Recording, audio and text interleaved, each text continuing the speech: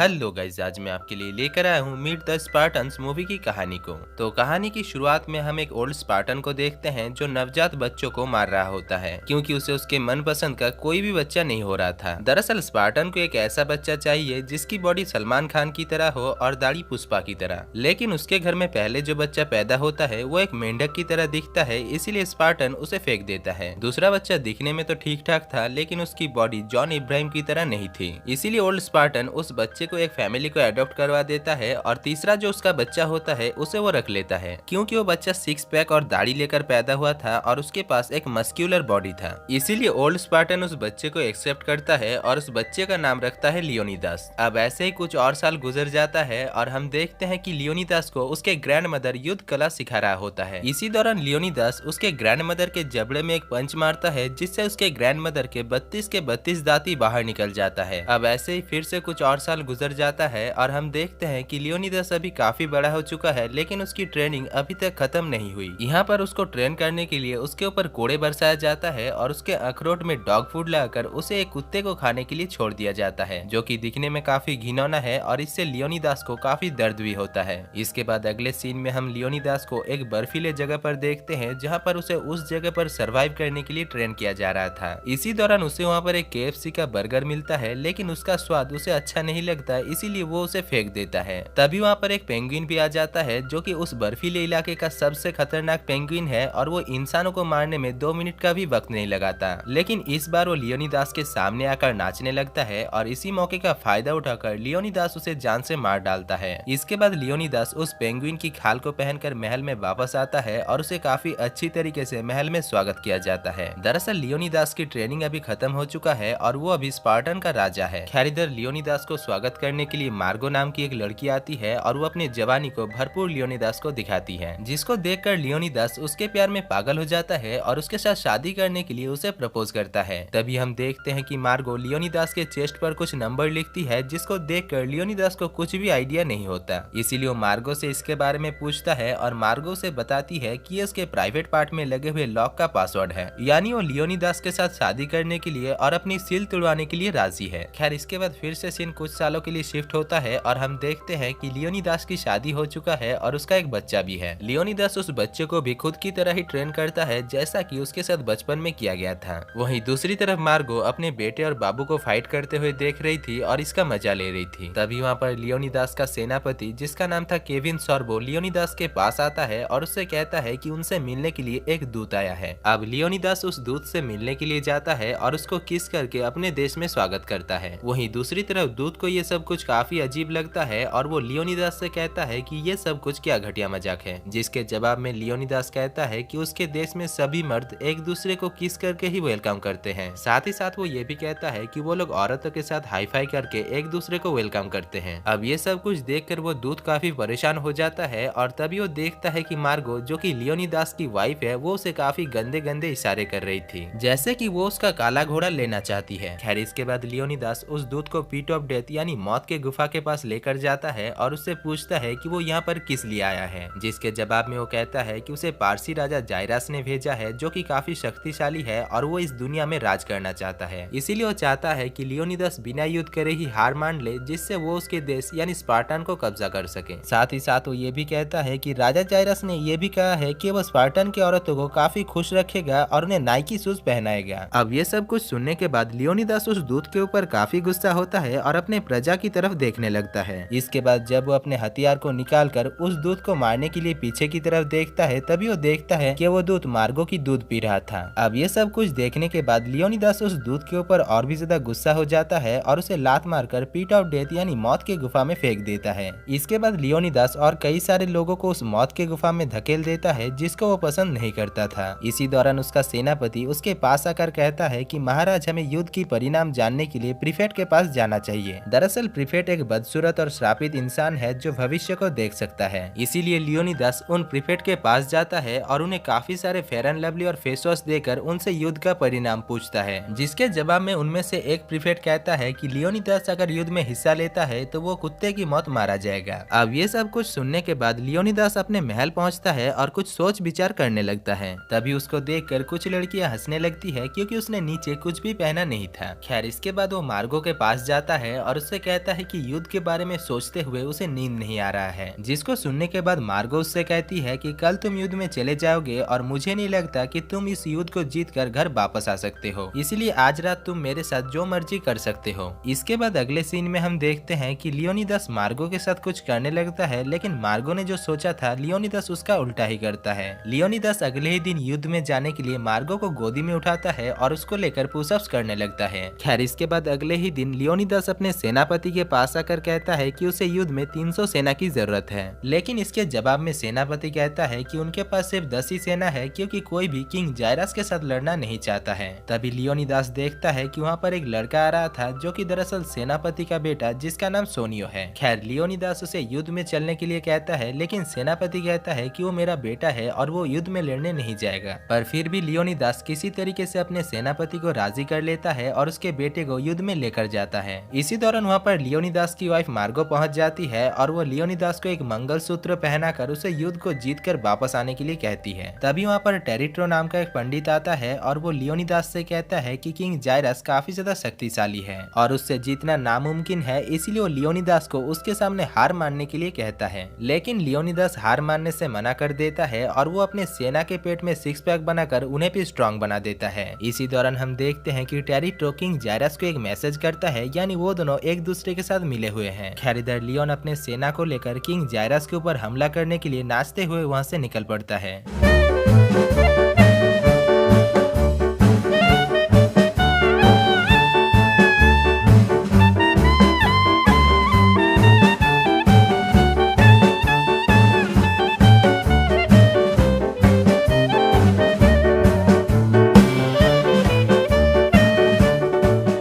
इसी दौरान हम देखते हैं कि उनको कोई फॉलो भी कर रहा था, जिसका चेहरा हमें नहीं दिखाया जाता। इधर लियोनिदास अपने सेना को लेकर एक पहाड़ के पास पहुंचता है और वहां पर फ्रूटी और कोल्ड ड्रिंक्स पीने लगता है। तभी वहां पर वो लड़की पहुंच जाती है जो उनको फॉलो कर रही थी। दरअसल वो लड़की पेरिस हिल्टन है जो कि स्पार्टन की ही एक नागरिक है, लेकिन क्योंकि उसकी बॉडी की स्ट्रक्चर ठीक ठाक नहीं है, इसीलिए उसे स्पार्टन से निकाल दिया गया है, क्योंकि स्पार्टन में सिर्फ उन्हीं लोगों को ही रखा जाता है जो कि फिजिकली स्ट्रांग हो। खैर वो लड़की अपने हक के लिए लियोनिदास के साथ लड़ने लगती है और तभी अपने शील्ड को ऊपर की तरफ फेंकती है, जो कि उसके सर पर आकर गिरता है और वो वहीं पर ही बेहोश हो जाता है। इसी बीच वहाँ पर पार्शियन सेना भी पहुंच जाता है और पार्शियन सेनापति लियोनिदास को हार मानने के लिए कहता है, लेकिन लियोनिदास बिना युद्ध करे हार मानने से मना कर देता है। और तभी हम देखते हैं कि लियोनिदास का एक सेना उन पार्शियन सेना के ऊपर हमला करता है, लेकिन वो एक पत्थर के ऊपर से इतनी जोर से छलांग मारता है कि वो एक पहाड़ के ऊपर जाकर लटक जाता है। इसके बाद वहाँ पर असली युद्ध शुरू होता है और यहाँ पर हम देखते हैं कि वहाँ पर कोई युद्ध नहीं बल्कि डांसिंग कंपटीशन हो रहा था। दरअसल वो लोग बिना खून खराबा किए ही डांसिंग कंपटीशन के द्वारा युद्ध का नतीजा फैसला करने वाले थे। इसीलिए पार्शियन और स्पार्टन दोनों देश की ही सेना इस डांस कंपटीशन में भाग लेते हैं और स्पार्टन इस डांस कंपटीशन को काफी अच्छी तरीके से जीत लेता है, जिस वजह से वो लोग पार्शियन सेना को बहुत ही बुरी तरीके से मार डालते हैं। दूसरी तरफ हम महल में मार्गो को देखते हैं जो कि स्पा ले रही थी और तभी वहाँ पर एक लॉयलिस्ट आता है जो कि उसे हवस की नजर से देखने लगता है। साथ ही साथ वो ये भी कहता है कि उसका पति यानी लियोनिदास को और भी ज्यादा सेना की जरूरत है किंग जायरस के देश में हमला करने के लिए। अब ये सब कुछ सुनने के बाद मार्गो कहता है कि उसे लग रहा था कि लियोनिदास मर चुका है, इसीलिए उसने टिंडर और शादी.com में अपने प्रोफाइल को रजिस्टर कर लिया है और वहाँ से उसे काफी शादी के ऑफर्स आ रहे हैं। तभी हम एक वर्कर को देखते हैं जो कि एक वैक्यूम क्लीनर से उस महल को साफ कर रहा होता है, जिसको देखकर मार्गो उसे इशारा करती है और यहाँ पर हमें पता चलता है कि वो मार्गो की सूखी बंजर जमीन में घास उगाने का भी काम करता है। खैर वो लॉयलिस्ट मार्गो से कहता है कि लियोनिदास अगर इस युद्ध को हार गया तो उसका पूरा साम्राज्य पारसी राजा किंग जायरस का हो जाएगा। साथ ही साथ वो ये भी कहता है कि किंग जायरस मार्गो के ऊपर भी कब्जा कर सकता है और उसके गोदाम में अपना सामान रख सकता है, जिसको सुनने के बाद मार्गो उस लॉयलिस्ट को एक सभा बैठाने के लिए कहती है। दूसरी तरफ हम लियोनिदास को देखते हैं जिसके पास किंग जायरस आता है जो कि दिखने में काफी घटिया था और वहाँ पर पहुंचकर वो काफी घटिया हरकतें भी करने लगता है। इसी बीच जब वो अपने रथ से नीचे उतर रहा होता है तभी वो गिर जाता है, जिस वजह से वो अपने एक सेना को जान से मार डालता है, जिसको देखकर हमें पता चलता है कि किंग जायरस काफी ज्यादा खतरनाक राजा है। खैर किंग जायरस लियोनिदास को लड़की और दारू की लालच देकर उसे इस युद्ध में हार मानने के लिए कहता है, लेकिन लियोनिदास हार मानने से मना कर देता है, जिस वजह से किंग जायरस अपने एक औरत सेना को उस मोटे आदमी के पास भेजता है और वो औरत उस मोटे आदमी के ऊपर हमला करके उसके दोनों आंखों को ही नोच लेती है। दूसरी तरफ हम मार्गो को देखते हैं जिसके पास पंडित ट्रेटो आता है और मार्गो के हाथ से ग्लास को लेकर उसके अंदर मौजूद ड्रिंक को पीने लगता है। अब पूरा पानी पीने के बाद वो मार्गो से कहता है कि ये पानी काफी टेस्टी था, लेकिन इसमें नमक थोड़ा ज्यादा था। जिसको सुनने के बाद मार्गो उससे कहती है कि उसने जो पिया वो कोई पानी नहीं बल्कि उसकी यूरिन है। खैर, इसके बाद मार्गो उससे कहती है कि उसके हस्बैंड यानी लियोनिदास को और भी ज्यादा सेना की जरूरत है, लेकिन कोई भी सेना युद्ध में जाना नहीं चाहता है। इसीलिए मार्गो फैसला करती है कि जो भी सेना युद्ध में जाने के लिए तैयार होगा, मार्गो उसे अपने गोदाम में सामान रखने के लिए देगी। इधर हम सोनियो को देखते हैं जो लियोनिदास के पास आकर कहता है कि किंग जायरस को उनके खुफिया अड्डे के बारे में पता चल गया है और वो कभी भी अपने 1 लाख सेना को लेकर यहाँ पर आ सकता है और हमारे पास सिर्फ 10 ही सेना है। अब ये सब कुछ सुनने के बाद लियोनिदास समझ जाता है कि वो इस युद्ध में हार जाएगा, पर फिर भी वो हार नहीं मानता। इसी दौरान वो अपने मोटे और अंधे सेना को अपना मंगलसूत्र देता है और उसे मार्गो के पास पहुंचाने के लिए कहता है। इसके बाद थोड़ी देर में वहाँ पर पारसी सेना और किंग जायरस पहुंच जाता है और वो लियोनिदास को उसके सामने सर झुकाने के लिए कहता है। लेकिन लियोनिदास जब सर झुकाने से मना कर देता है, तभी किंग जायरस उससे कहता है कि उसके शूज के लेस खुले हुए हैं। इसीलिए लियोनिदास अपने शूज को बांधने के लिए नीचे की तरफ झुकता है और राजा जायरस ये सब कुछ देखकर अपने सेना से हाई फाई करता है, क्योंकि उसने लियोनिदास को उसके सामने झुका दिया है। इधर लियोनिदास और उसका सेना भी किंग जायरस के ऊपर हंसने लगता है, क्योंकि स्पार्टन में सिर्फ लड़कियां ही हाई फाई करते हैं। खैर, अपने ऊपर हंसते हुए देखकर किंग जायरस काफी गुस्सा हो जाता है और वो कॉल करके अपने 1 लाख सेना को बुलाने लगता है। दूसरी तरफ हम मार्गो को देखते हैं जो सभी सेना के पास आकर उन्हें अपना सामान दिखाता है और उन्हें युद्ध में जाने के लिए राजी करता है।